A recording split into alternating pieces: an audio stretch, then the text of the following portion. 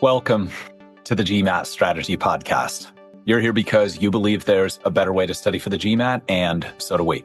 We created the GMAT strategy to maximize your results and minimize your effort so you can get to the fun parts about business school and life as quickly as possible.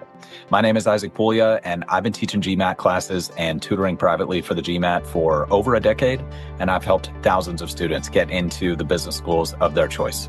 I'm excited to be a part of your MBA journey since we all at TGS believe that our world can benefit from the best possible business leaders that we can find. If this show is bringing you value, please share it with your friends and family who are studying so that together we can make this process as easy and as painless as it can possibly be. Let's go. Today, let's talk about how to build confidence with GMAT Quant when you feel like you've always been bad at math. This is a very difficult situation to be in, and I think it's much more common than people realize. I think a lot of people maybe didn't have great math instruction as kids, and so they internalized the belief that they're not good at math. Or maybe you do have a legitimate deficit that just makes learning math harder for you, and you feel like you've never been able to overcome that despite a significant amount of effort. Well, no matter where you are on that spectrum, or maybe it's something else, you can definitely get better. You can for sure improve at GMAT Quant. And it's worth noting at the top of this episode that the GMAT is not an intelligence test, and arguably GMAT Quant doesn't even test your math abilities. I always tell people that the GMAT only tests one thing. It tests how good you are at taking the GMAT. And what I mean by that is it's a specific game with a specific set of rules and a specific set of constraints. And if you learn how all of that works better, then you can perform better within that game. And so that's what we're going to work on today, because sometimes it can be a challenge to go from I've never been good at math and I'm really scared of this thing to, okay, I got this. Like that's a big leap. That's a big leap. So it's okay if we separate that journey into smaller chunks. And just because we're separating the journey into smaller chunks does not mean that you will not reach the destination. In fact, it makes it even more likely that you are going to reach the destination if you split that journey up strategically. So that's what we're going to do. So I think the first and maybe most important point to make here at the beginning of this is to just note that most instructors in the GMAT space, like people who teach GMAT classes, GMAT tutors, GMAT influencers, most of them are insanely smart. Like they are just so much smarter than the average person that it kind of boggles the mind. And they can often feel like geniuses or just like very unapproachable in their abilities.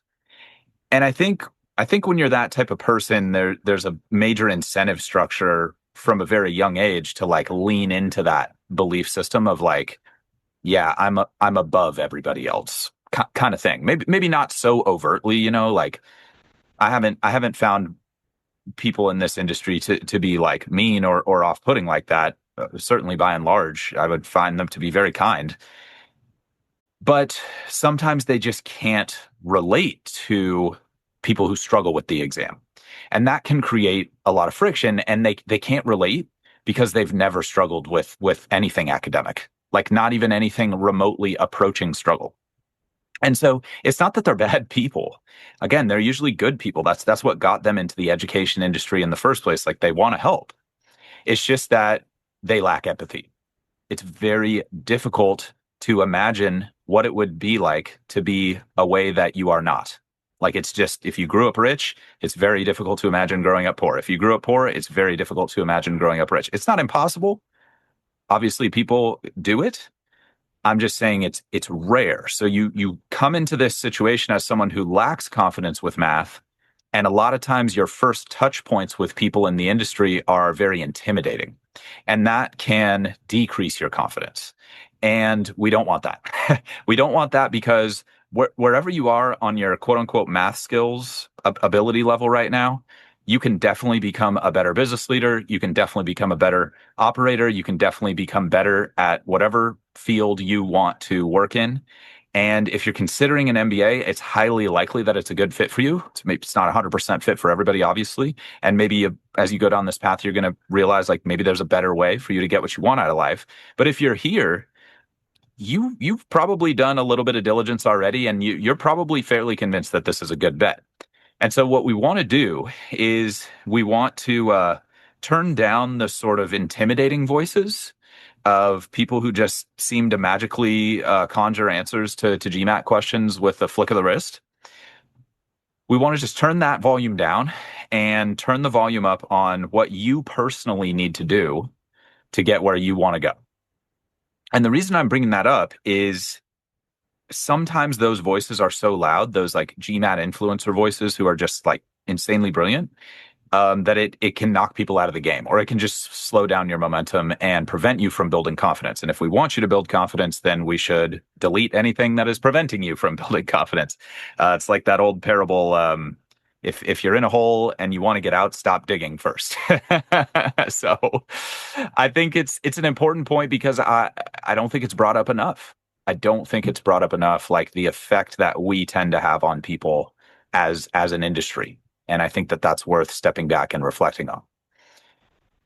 So in regard to those insanely smart people who may seem very accomplished, whether they are or not, with helping people with their GMAT scores, a lot of times their advice applies to people who are already super smart and probably aren't going to struggle with the exam very much at all in the first place, which is kind of like a weird thing if you think about it, like trying to help people who need the least amount of help.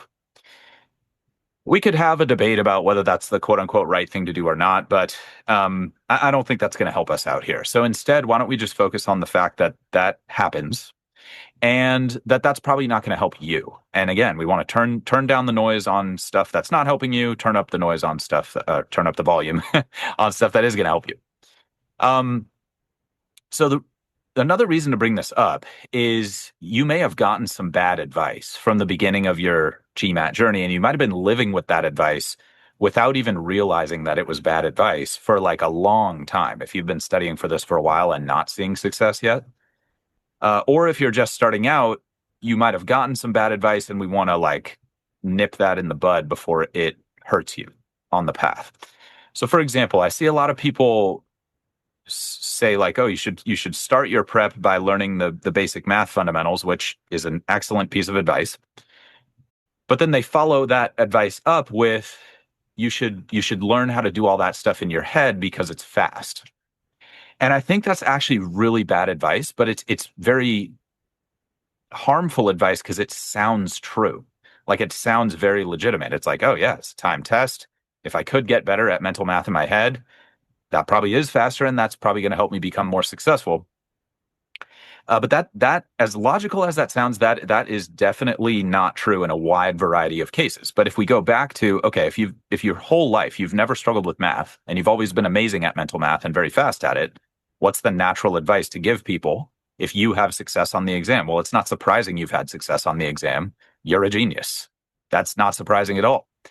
So you've been rewarded for doing that mental math quickly in your head. What's the natural assumption? Everybody should do mental math in their head because I did it, and look at me, I'm awesome. So again, I'm not saying they're bad people. I'm just saying let's step back and separate the people from the forces that act on those people, right? There's a lot of gravity in that situation, and gravity has a powerful effect on people. Let's just put it that way. There are other forces at play besides like these people's, whether they're questioning themselves or not. So if you've been given that advice and it hasn't worked for you, feel free to let that go. And I would go as far to say as feel free to let go of any advice on this path that's been given to you that has not helped you. If the advice is not helping you get where you want to go, then it's bad GMAT advice for you. It might be great GMAT advice for somebody else, but we want to get to the truth of the situation because the truth is what gives us agency. The truth, we can build a good strategy around the truth. If we're separated from the truth, the best strategy built on top of that foundation is very likely to crumble. Like, yeah, maybe you get away with it every once in a while, but like it's just a bad bet in my experience. So let's try to get to the ground truth of the situation, which is a lot of GMAT advice is good for many people, maybe even most people. But that's not the same as it being good advice for you. So we need to give you a system for figuring out what's going to work. And again, I've said that like 10 times. So let's proceed with that. So the first piece of advice is let go of any of advice that's obviously not working for you. The second piece of advice is let go of any self-judgment that you might have around that. Self-judgment is extremely natural. In fact, a lot of self-judgment is really helpful. Like if I go into a job interview and bomb it and I'm like, hey man, that was really bad. That's a very, very productive way for me to think about that, because that can get me to a solution. The first step in solving a problem is admitting I have a problem. Okay, so some self-judgment we need, but like self-judgment that holds us back is by definition bad. Like that's we should delete that. It's just dead weight. It's worse than dead weight. So if you have some self-judgment around like, I've never been good at mental math, everybody else is better at me than mental math, therefore I am not going to do well on the GMAT, you want to delete that last part. Like maybe you have never been good at mental math.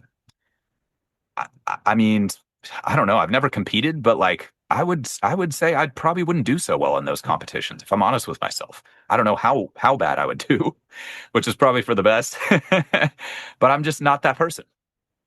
And that's fine. That's fine. I still had success on this path, and so can you. And also, furthermore, it might be true that you will never be good at mental math. And maybe that's true of me as well. But who cares about that? That's not going to hold you back on this path. So that's why I'm saying delete the negative self-judgment. Keep the true self-judgment. That's helpful.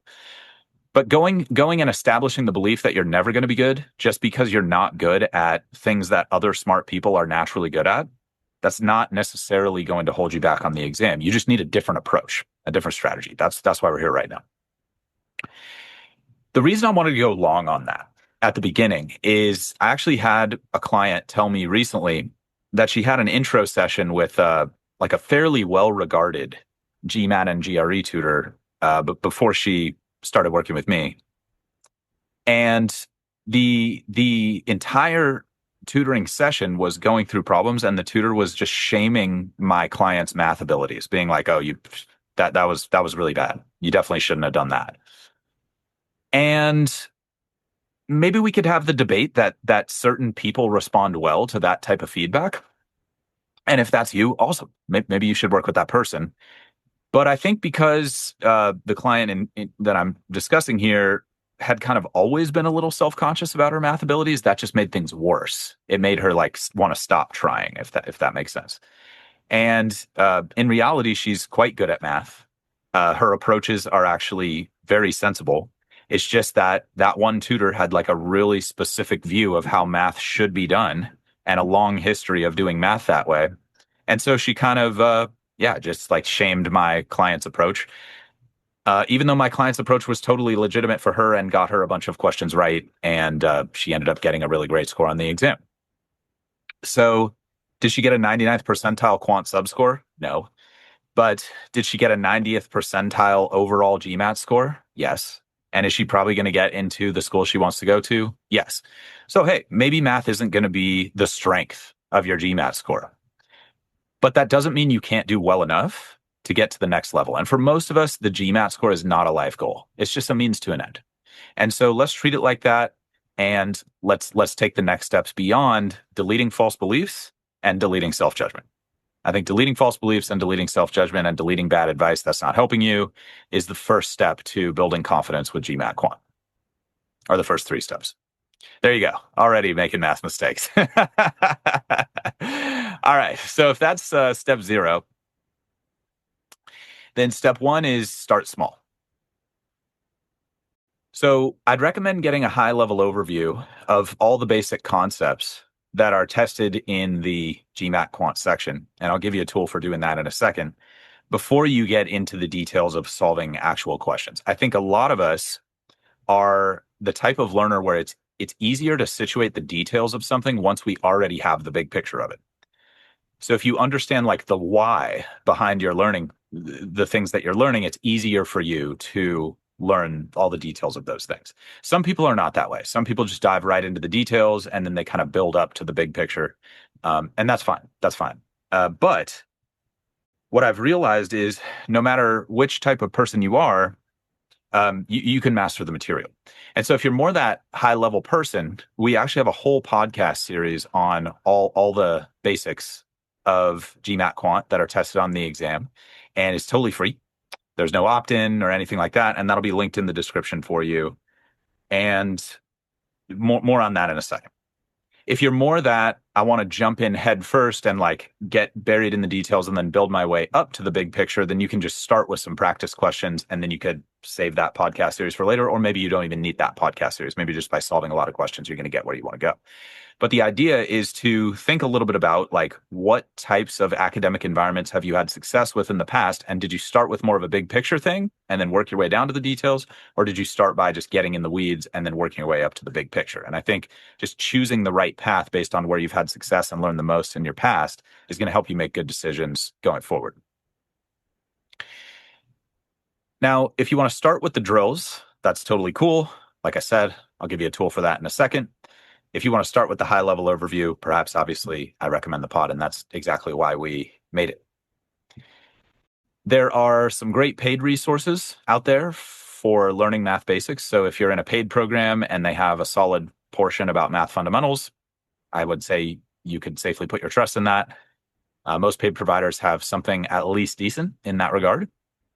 And if you need a totally free plan, but our stuff is not out yet, then most free generative AI tools are actually pretty good at coming up with basic math drills. So if you go to the podcast and just type in the title of each episode and then basic math drills for GMAT, pretty much any free AI will give you something good. Now, what you want to be careful with as of today's level of the technology, and maybe it's going to be 100 times better 5 minutes from now, I don't know, but just the way things are going right now, those AIs are not very good at generating real GMAT questions. So if the AI offers real GMAT questions, don't do those. Those are probably going to make you worse. But for the basic math stuff of like foundation building and confidence building, you can feel free to tell the AI, I've never been confident with math, like be gentle on me, go easy on me. That helps really quite a bit. So if you want to just jump into some drills, you can AI them, no problem. If you want the high level overview first, then you can go through the podcast and then use the AI to build up some drills.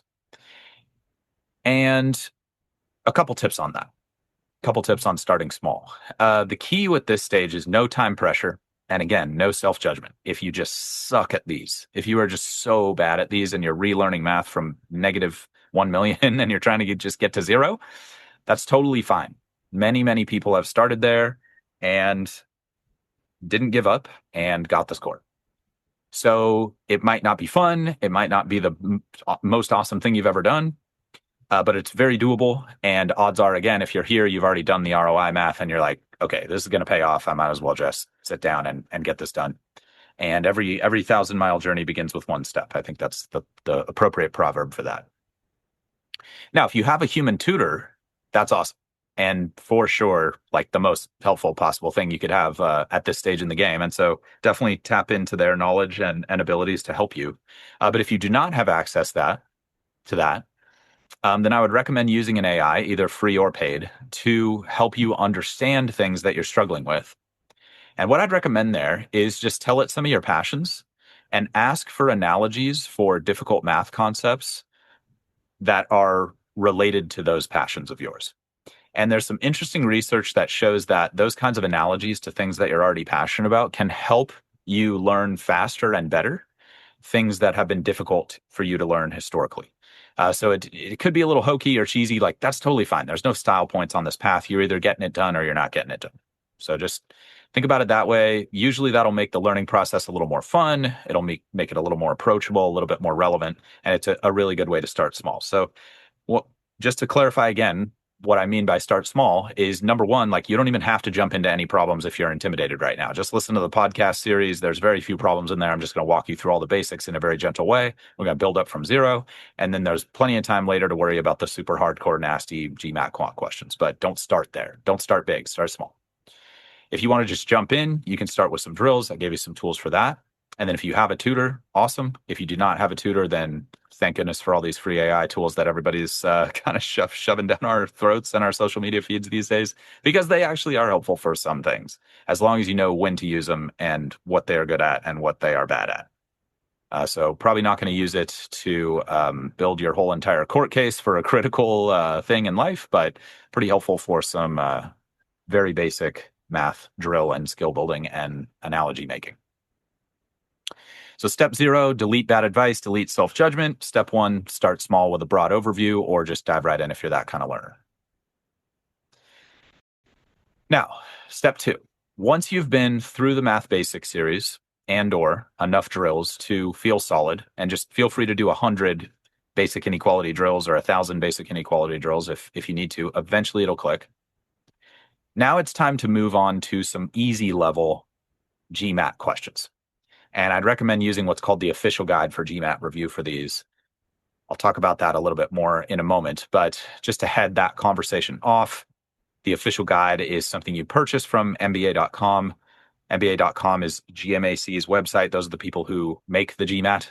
And the official guide is basically like a book full of questions that have appeared on past GMAT exams, and all standardized tests. Well, almost all standardized tests are designed to change very slowly over time. So those past questions are very representative of the kinds of questions you will see on your official GMAT. Now, there's also a free tool if you need a free resource called the Official Starter Kit from MBA.com. You don't have to buy it, but it comes with about 70 problems, and it's a good place to start if you need something free. And then after that, you can go off and use a basic web search to find easy level official GMAT questions. They may not be as high quality as the stuff you're going to get in the OG, but they're free. So that's the trade that we sometimes make, depending on our financial situations. So let's talk about how to execute well on this step of just doing easy official guide problems, which I'll just use as a shorthand going forward, easy official problems. So no time pressure here at this stage. Again, I think people introduce time pressure way too early in the process, especially if they're not confident. And I think that advice of like introducing time pressure or like thinking about time pressure is just a little overdone at the beginning. So the official guide online question bank's awesome because it'll help you track your data. But if you need a free resource, there's many, many tools these days that can help you track data, and it's no problem to just track your data manually. And what you're doing there is just basic accuracy count and questions that you got wrong and why you got those questions wrong. And I'd recommend just having 2 lists, a list of questions you got wrong that you actually knew how to do because you did like 5 + 5 = 11 or misread the question. And then a list of questions that you genuinely didn't know how to do and that you need to improve at getting right, like build a new strategy or get faster, that kind of thing. So just all your incorrect questions should go into one of those 2 lists. And as you work through those lists, you will eventually either get to the point where you're feeling confident with those easy questions. And I think a good metric there is like at least 80% accuracy on a regular basis. That's a good metric if you need one, but also it's okay to go with how you feel. And then at that point, you can start adding time in if you want. But I would recommend a count up timer, not a countdown timer yet. But that's at your discretion. Because what I would recommend doing next might sound a little counterintuitive, but after you've gotten solid with those easy level questions, you should go back and redo all the easy level questions that you've already done. And that's part of the reason you want to track your data. And there are 2 ways to do this. You can redo all of them just to feel super rock solid, or you can just redo the ones that are in those 2 lists I was telling you about. Again, very counterintuitive step, but think about how you've gotten really confident and really fast with anything you've gotten really confident and fast with in your life. It probably wasn't from doing new things over and over and over again. It's probably from doing the same stuff over and over and over again. And so that's what redoing questions gives you. It's a great confidence builder, it's a great speed builder, and it's a great pattern recognition builder. And because the questions on your official GMAT will not be identical to these questions you're doing in this phase, but they will be extremely similar and incorporate a lot of the same elements as those questions you're doing in this phase, that pattern recognition is going to serve you extremely well long term. So redoing those questions at least once will help you lock in that pattern recognition, and that's going to help you accelerate through the medium and the hard level questions. Okay, so step 0, delete bad advice, delete self-judgment. Step 1, start small with a high-level overview and some simple drills. And then step 2, do some easy official questions, whether those be free or paid, and then redo all those easy questions at least one time each. And then at that point, you should be ready to move on to medium level official questions. And you'll just do the same thing there. So you'll do the medium questions until you're feeling good or until you can get about 80%, whichever comes first. And then you can start adding the count up timer. And then at this point, if you want, you can start adding a countdown timer and start to try to get up to the speed where you're able to hit 80% or better accuracy within official time constraints. And if you have regular allotted time, that's going to be about 2 minutes and 8 seconds on average for each math question. And if you have extended time, it'll either be 50 or 100% more than that. Okay, so if your paid provider has good, easy, and medium materials, that's probably helpful. I'd still recommend sprinkling in at least a few of the official questions on top of that. And a lot of providers are going that route now because they're either copying us or realizing that we've been right all these years. Either way, I think they're doing the right thing. So I guess the why behind that doesn't really matter that much. And or maybe they've just come to that conclusion on their own, or maybe they have come to that conclusion after copying a bunch of our other stuff. You never know. So if your paid provider has that, that's great. You can trust that. And if not, again, a simple web search can help you find official materials on whatever you are working on in whatever kind of program you are using to structure this. And yeah, they may not be as up to date. They may not be as high quality. It may not be as good of data tracking or interfacing. But yeah, we all have different budgets and willingness to pay for different things at different points, and that's cool. Okay, so a good tip at this phase when you're working on these medium questions is rather than redoing every single question, just redoing the second type of question I was telling you about. So the first type of question I was telling you about is like the knew how to do it but got it wrong. And at this stage, you don't have to resolve those. You can more make like notes to yourself around new habits to keep you from making those kinds of mistakes. But I think the thing that's always good to resolve is the second type of question, which is the I didn't have a good strategy for this, or I wasn't fast enough at this, or that kind of thing. And again, I think that's very counterintuitive. And I just think that the default assumption for most people is like just keep doing new stuff, and that's where all the value is, and redoing stuff is like a waste of time. But I think it's actually the opposite. And I think if you engage with that practice, I think you'll find that to be very true. And a lot of people in the industry are adopting this, which again is interesting. And I was only being half serious about earlier about people copying us. I mean, you never know. Maybe people independently arrived at this stuff, even though we've been talking about it publicly for a really, really long time. And I don't want to throw anybody under the bus, which is why I'm not naming any names here. So yeah, I just want to be real with you about that. It's not like everybody in the industry is evil or something like that. I don't want you to take that away from this episode. Like there's a lot of really well-meaning people in this industry. And yeah, if you're doing business with them, you'll probably know fairly quickly if they're like able to help you or not. Like that's going to be fairly obvious fairly quickly. So just wanted to clear that up because I know that like being sarcastic is it doesn't always translate well to these kinds of environments. But yeah, there are definitely people out there copying us, and I don't know if that's good or bad. I think that's just how it goes. Honestly, I think it just is what it is. So that's maybe beside the point, but just want to clear that up in case it wasn't. So again, resolving this list of questions. This is something you'll hear me talk about a lot if you find our content helpful and you continue to engage with it. Because again, I think it's really counterintuitive, but it really accelerates your gains.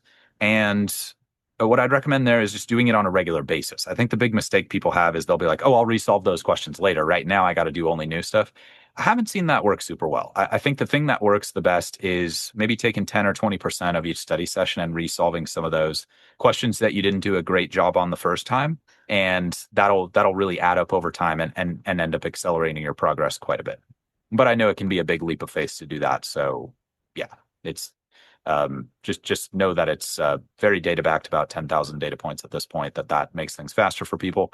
But obviously, I'm not going to twist your arm because that's not even possible right now. So yeah, you can take responsibility for your decisions. You're an adult. But that's my tip. That's my tip in that medium level phase is hit those redo questions on a regular basis. Don't just save them all to the end. Once you've got good speed and good accuracy with your medium questions, then you can just repeat that process with the hard questions, and then you're pretty much good to go at that point. And you should be very confident. And if you're struggling with anything at any point, our contact information is in the description below, and you can reach out to us anytime. And we're always happy to connect with all of you and help out as much as we can. So I'm going to just give some final parting tips, but the basic structure is pretty simple, and it's what we just talked through. And I rehashed it a bunch of times, so I won't rehash it again. But some additional tips that you might find helpful. Number one, I really would recommend not asking other people about their journey or their prep for the GMAT. I think it tends to be discouraging. Yeah, I mean, for sure, you might find some people who you can commiserate with, who will make you feel less alone, and I think that's a great thing. But I think by and large, when I talk to folks who are studying, or I talk to clients I'm working with directly, or I've worked with directly in the past, I found that the majority of the conversations around like, oh, how did you study? What did you do? How did it go for you? They just tend to be discouraging in the sense that it seems like other people just are having an easier time with it. And I don't know why that is. Maybe it's hindsight bias. There's probably some selection bias because people probably aren't reaching out to our company or me directly unless they're struggling with the exam. So like if you're listening here and you do or do not take my advice and then you get an amazing score within 2 weeks, like you're probably not reaching out to be like, hey, I'm kind of struggling with this thing. So there's definitely some selection bias there. But if you're here and you've self-selected into the, hey, I want to build my quant confidence thing and I'm not feeling super confident, then I would advise you as a group to just don't talk to other people about their prep. You can listen politely if they volunteer it, but I wouldn't go around asking other people to commiserate. I think you just want to put the blinders on. Whatever they went through is probably highly irrelevant to your personal journey. And I've heard those conversations go really badly in the sense that a lot of people get a lot of bad advice. Again, it's tempting to be like, oh, my coworker got a 755 after 2 weeks.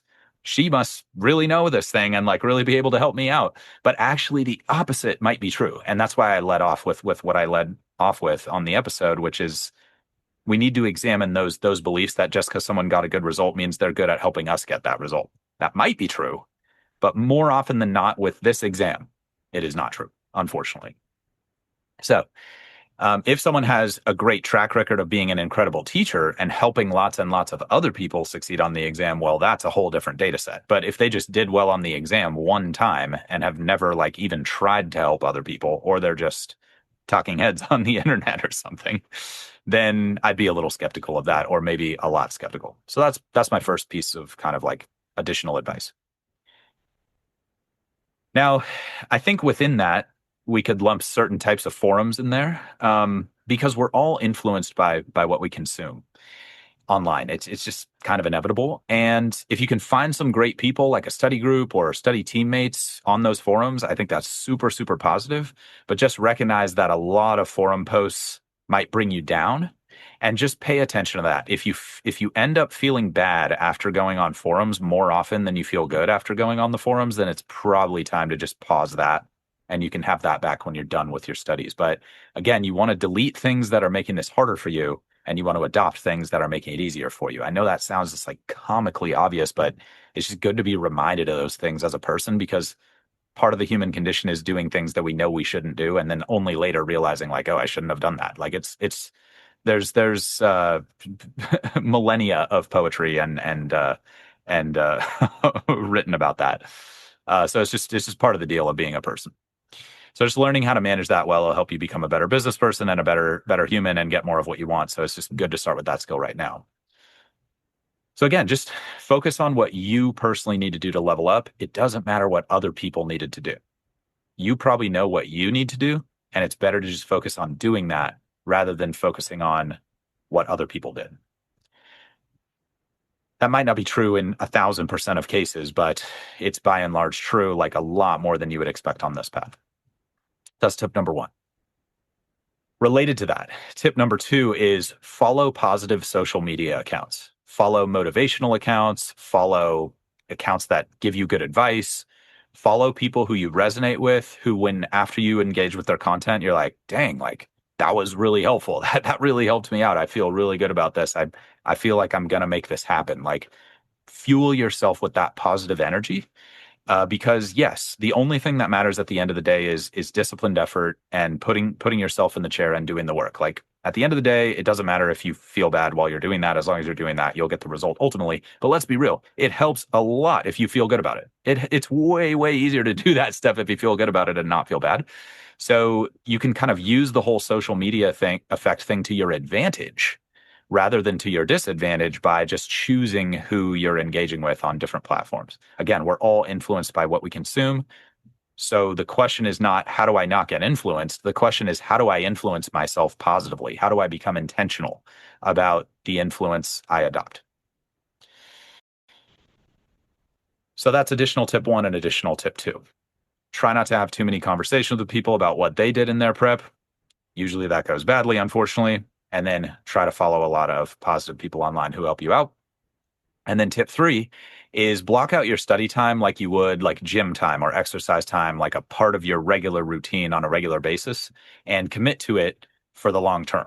Hopefully, it's going to be really short term. Hopefully, you're going to knock this thing out super fast. But having that long term mindset when it comes to planning and resource management and time management, I've found that to be really helpful because much like physical exercise, consistency is very key here.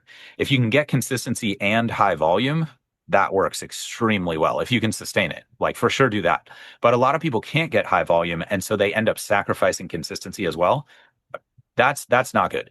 Definitely, even a little bit of a little bit of volume done consistently will vastly outweigh like uh, zero, obviously, but also like inconsistent studying. Now, if inconsistent is all you can get, make the most of what you can there, and you don't need perfection on this path. You can still make progress with inconsistent study. It's just that it won't be as fast. So I'm saying, like, if you have the option of creating consistency in your schedule, do that. Put it in the calendar, block it off, have it physically in your calendar with a reminder every single day. And if it becomes a part of your daily routine, it'll be a lot easier to build momentum and stay consistent over time, and that'll just help everything. That'll help everything. Okay. That is all you need to build confidence with GMAT Quant, irrespective of how you're feeling now or how you have felt in the past. And again, if you're struggling with any of this, or if any of this is not working as well as you want it to, just touch base with us and we will be happy to help. In the meantime, if you want more tips and advice for improving your performance on the exam, then I highly recommend going to our website, thegmatstrategy.com, which is linked in the description of this content, and checking out our free video on how you can reach your dream GMAT score in half the normal time. There's a bunch of high-level strategy that is much better done over video rather than in audio form, and it really deserves its own long-form presentation. And if we tried to put that into every single episode that we do here, it would just muddle the message and just be kind of a mess. So that's why we've separated it out and put it on the website for you. And if I didn't mention that it's free, it is free. In the meantime, if you find this helpful, this is a regular show, so I'd recommend subscribing. And if not, it's all good. At least, please stay positive and stay consistent with your studies, everybody. Talk to you all soon.